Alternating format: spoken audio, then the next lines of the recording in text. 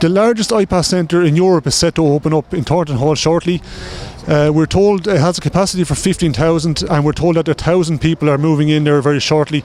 So you're from Ashbourne, so what are your thoughts about this centre? I think it's absolutely disgraceful what's going on, and I think the people of Ashbourne aren't being listened to. Our swords are anywhere in Fingal County. We don't have the capacity for the people that we have here. We don't have the schools, the doctors, the infrastructure, and now we have people, from what I can understand, they don't have even their identifications with. We don't know where they came from, we don't know anything about them. They come from a different culture, and their nearest town is Ashbourne. So no, I'm not happy about it at all. I think it's absolutely crazy. Ashbourne has a population of 10,000 people, so it's going to be a huge shift. The biggest question that I have is what next? It is a short-term solution. You've got, what did you say, a couple of thousand people moving in there. What then? What is next? Are there 5,000-6,000 jobs that we have for, maybe people that don't speak English, lower level education? Where are the jobs? What is the housing? What is next? Are they just going to sit there in the middle of the field? What? That's my question. It's disgrace, like the amount of kids that we have that are scared to wander these streets, the women, all the crime that's going to come to Ashbourne. It's an absolute joke. And would you be afraid for your safety? Because it does look like this is going to be one of the largest refugee centres in Europe. So it looks like there's going to be thousands of men moved in there. So what's that going to mean for you and your family and people of Ashbourne? Well, for myself as a young woman, it's ridiculous. I can't even walk the streets at night now. Coming into winter, it's going to get dark at 4 o'clock. Can't even leave my house. It's going to be an absolute joke. Very concerned about it, actually. A lot of people are. I think people are terrified, and if you speak up about it, you're labelled as far right or racist, and I think it's nonsense. People don't have a platform to actually talk about this. So when they go to marches and they're met with the police and their heavy-handed tactics, it just leads to a lot of frustration, and I think people are sick of it. People have had enough, and I think I speak for a lot of people in Ashbourne. We're all very concerned about it. It's like 6 kilometres away. I think we're the closest town, a couple of bus stops away. Who knows what's going to happen here in the next couple of weeks. I know 1,000 people are told are going to be going into the place, but it's going to be more than that. I can't trust the government. Haven't trusted them for years in relation to immigration.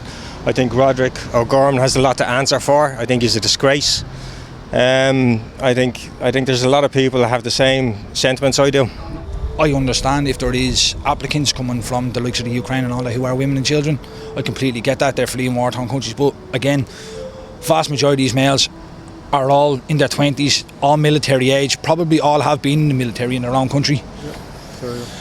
Probably all have been in the military in their own countries. I'm not saying that they all would have convictions, but they could do. We just don't know, because they've all been able to flee these countries and go, oh yeah, well, we'll burn our passports, and we're told to do it before we even get onto the shores of Ireland, because they can't deport us then. Just do you think that Ireland has taken its fair share of people at the moment? Absolutely. Ireland has always opened its arms. They're always there. They're always involved with peacekeeping and looking after people. There is a limit. There is a limit that any country can take. Migration is great. Look at me.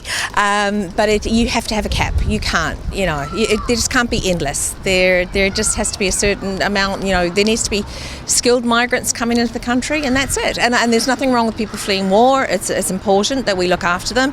It is the illegals.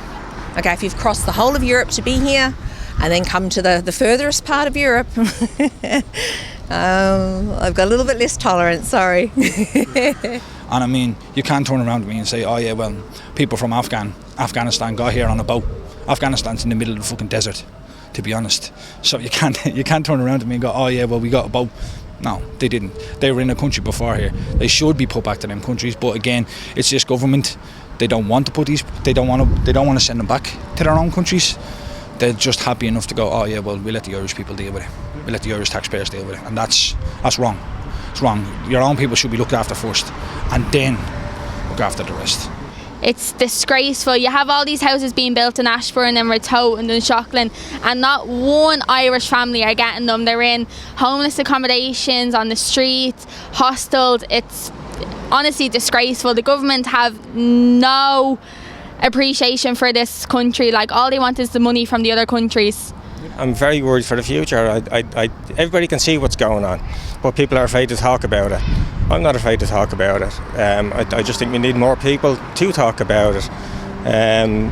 We could start with a debate on TV about it, get people involved, have a referendum on immigration. You're from you said you're from Australia, but you're of New Zealand. you're sorry from New Zealand, but you're of Irish descent. Yes. And My father's from the island of Ireland. He's from Northern Ireland. It was his home. I have family here as well. I'm married to a Dubliner, settled here 22 years ago. So yeah, it's my home, and everything Irish. I love Ireland. I gave up paradise to be here.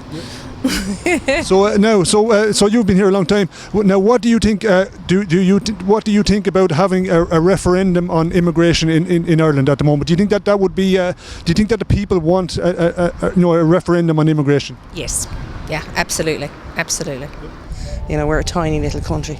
Our population has grown by 1.5 million already. We can't even cope. We don't even have the police force to look after what we have here now. And we have a lot of Eastern Europeans here. We've obviously got the Ukrainians here. They've integrated with the society, no problem. But they're still. I mean, how does Ireland deal with?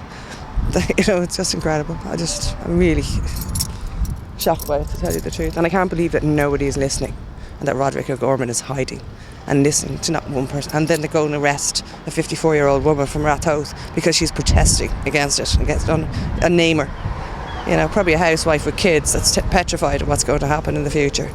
So. Look what's going on in the UK right now. That's just going to happen here as well. All these riots, and even the way it's being handled over there, like suppression of free speech. What the new Prime Minister is doing over there, Keir Starmer, with his two-tier policing. Yeah, everybody can see what's going on. Just terrified to talk about it.